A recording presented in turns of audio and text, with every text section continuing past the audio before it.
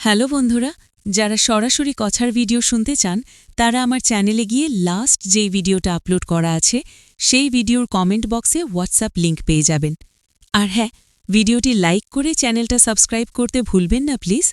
তো চলুন আজকের ভিডিও শুরু করা যাক।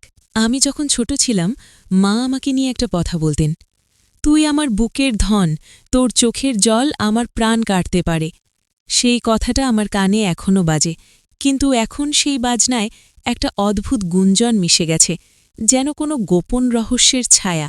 সবাই ভাবে মায়েরা কিছুই ভুল করতে পারে না, তারা তো দেবী, তাদের ভালোবাসা নিষ্পাপ, অটুট। কিন্তু আমি জানি আমার মা আমাকে মেরে ফেলতেও পিছপা হতেন না। ছোটবেলায় মা বলতেন, তুই আমার প্রাণ। আজ আমি প্রমাণ করব সেই প্রাণই কিভাবে মাকে শেষ করে দিতে পারে। আমার নাম রাহুল, বয়স এখন ৩০ পেরিয়ে গেছে, কিন্তু স্মৃতির পাতায় এখনও সেই দিনগুলো জলজল করে। আমরা থাকতাম একটা ছোট শহরে, যেখানে নদীর ধারে আমাদের পুরনো বাড়ি। বাবা ছিলেন একজন সরকারি চাকরিজীবী, সারাদিন অফিসে থাকতেন, রাতে ফিরে এসে খবরের কাগজ পড়ে ঘুমিয়ে পড়তেন। মা রীতা ছিলেন আমাদের সংসারের রানী।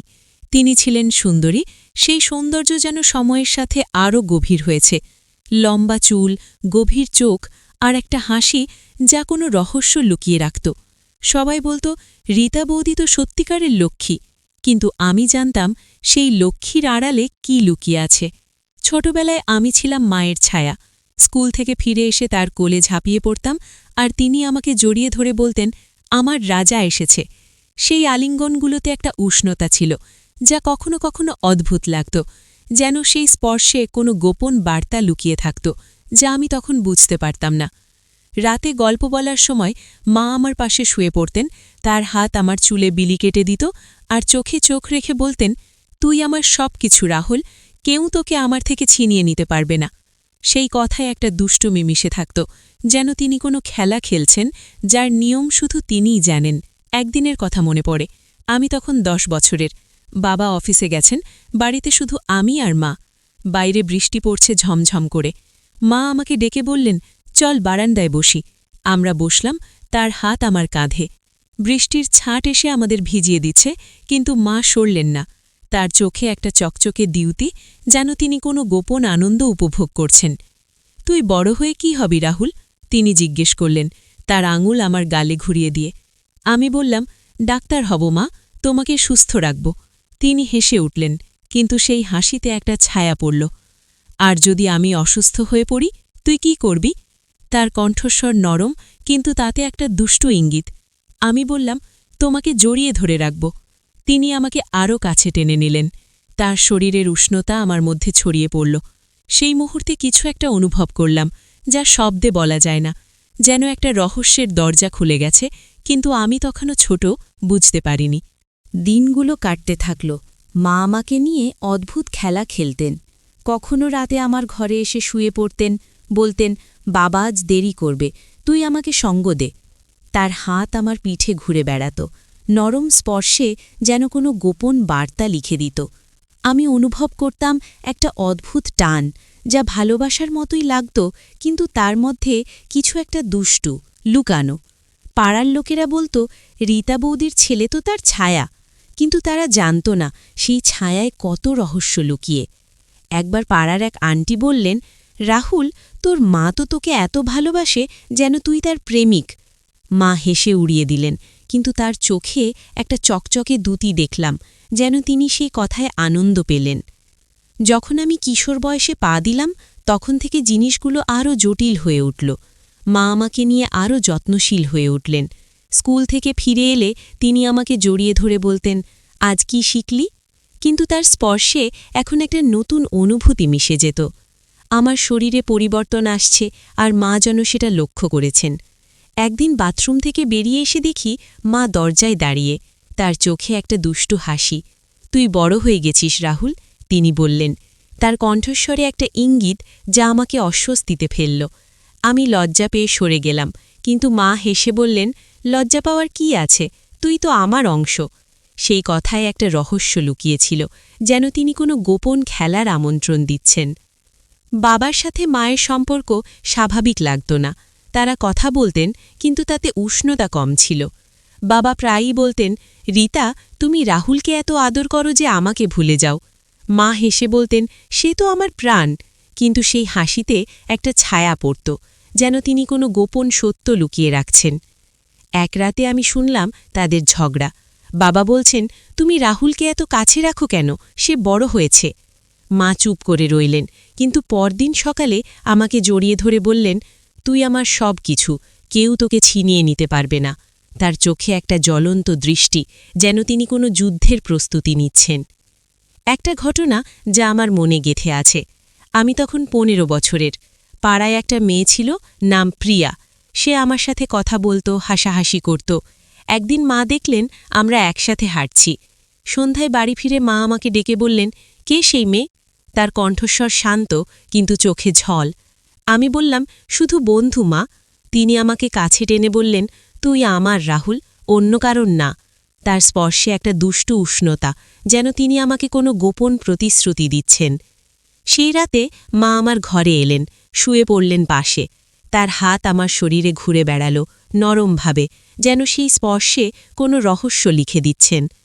আমি অনুভব করলাম একটা অদ্ভুত টান, যা ভালোবাসার সীমা ছাড়িয়ে যাচ্ছে, কিন্তু তখনও বুঝিনি এটা কোনো দুষ্টু খেলার শুরু। দিনগুলো কাটতে থাকল, আর রহস্যগুলো গভীর হয়ে উঠল।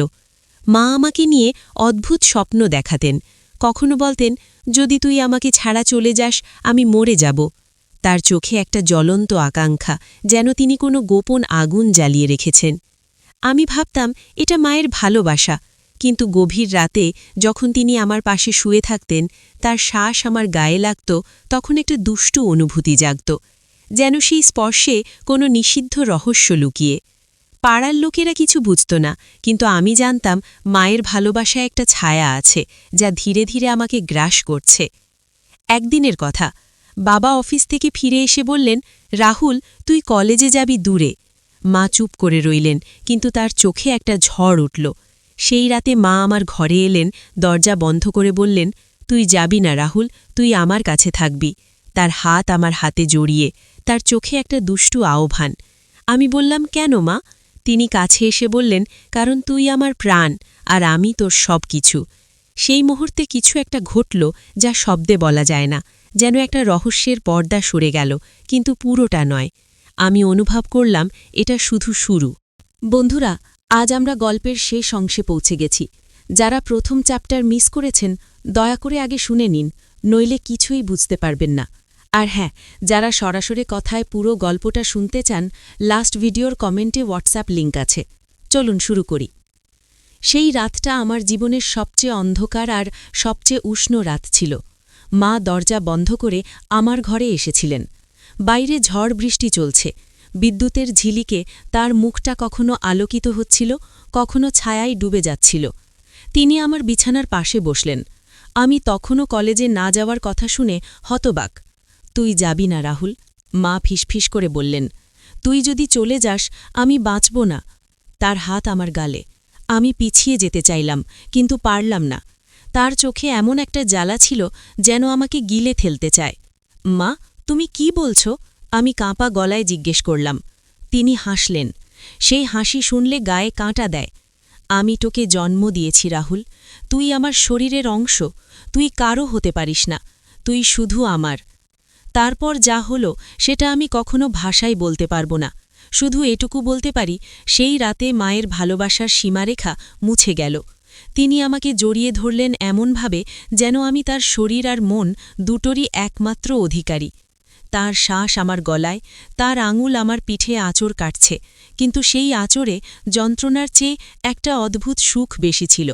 আমি প্রতিবাদ করিনি, আমি পারিনি, কারণ আমিও তখন সেই আগুনে পুড়ছিলাম।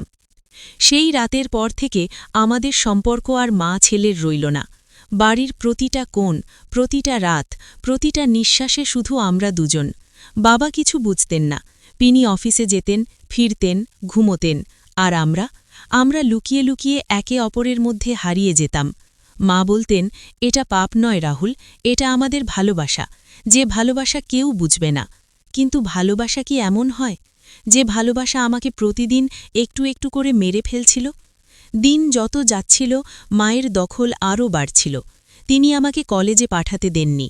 বন্ধু বানাতে দেননি। কোনো মেয়ের দিকে তাকালে তার চোখে ঝড় উঠত। একদিন প্রিয়া আবার আমার সাথে দেখা করতে এসেছিল। মা তাকে বাড়ি থেকে তাড়িয়ে দিয়েছিলেন। সেই রাতে মা আমার গলায় হাত দিয়ে বলেছিলেন, তুই যদি কখনো আমাকে ছেড়ে যাস আমি তোকে মেরে ফেলব, তারপর নিজেকেও। আমি ভয় পেতাম, কিন্তু সেই ভয়ের সাথে একটা অদ্ভুত নেশা মিশে গিয়েছিল। আমি তার কাছ থেকে দূরে যেতে পারতাম না। তার স্পর্শ, তার শ্বাস, তার গন্ধ সব কিছু আমার রক্তে মিশে গিয়েছিল। তারপর এলো সেই দিন। বাবা হঠাৎ বাড়ি ফিরলেন আগে। আমি আর মা তখন আমাদের ঘরে, দরজা বন্ধ। বাবা দরজা ধাক্কা দিলেন। মা আমাকে জড়িয়ে ধরে ফিসফিস করে বললেন, চুপ, একদম চুপ। বাবা দরজা ভেঙে ঢুকলেন। যা দেখলেন তারপর আর কিছু বলার ছিল না। তিনি কিছু না বলে চলে গেলেন বাড়ি থেকে। সেই রাতেই তিনি ডিভোর্সের নোটিশ পাঠালেন।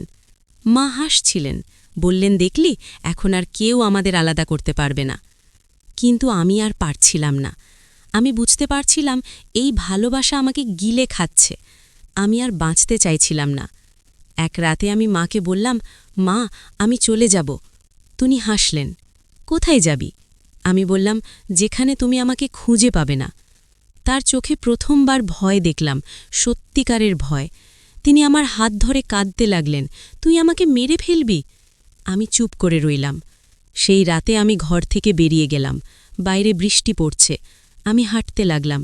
পিছনে মায়ের ডাক, রাহুল, রাহুল, ফিরে আয়। আমি ফিরিনি। 3 দিন পর পুলিশ এসে আমাকে খবর দিল, মা নিজের গলায় দড়ি দিয়েছেন।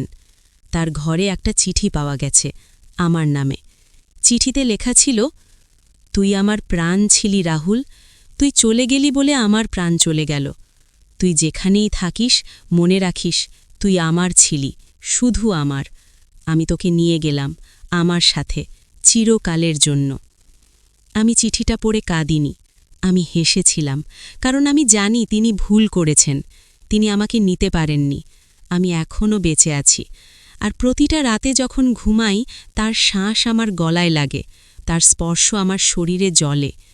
তিনি চলে গেছেন, কিন্তু আমাকে ছেড়ে যাননি। আমি তার প্রাণ হয়ে গেছি, চিরকালের জন্য। আর এই গল্পটা বলার পর আমি শুধু একটা কথাই বলবো, মায়ের ভালোবাসা সবচেয়ে পবিত্র, কিন্তু কখনো কখনো সবচেয়ে ভয়ঙ্করও হয়। গল্প এখানেই শেষ। তোমরা কি ভাবছ এখন? কমেন্টে জানাও। আর যদি মনে হয় এই গল্পটা কারো সাথে শেয়ার করা দরকার, তাহলে করো। কারণ কিছু ভালোবাসা কখনো মুখ দেখায় না, শুধু গলা টিপে ধরে। লাইক করো, সাবস্ক্রাইব করো, আর পরের গল্পের জন্য অপেক্ষা করো। আমি আবার আসছি নতুন একটা রহস্য নিয়ে।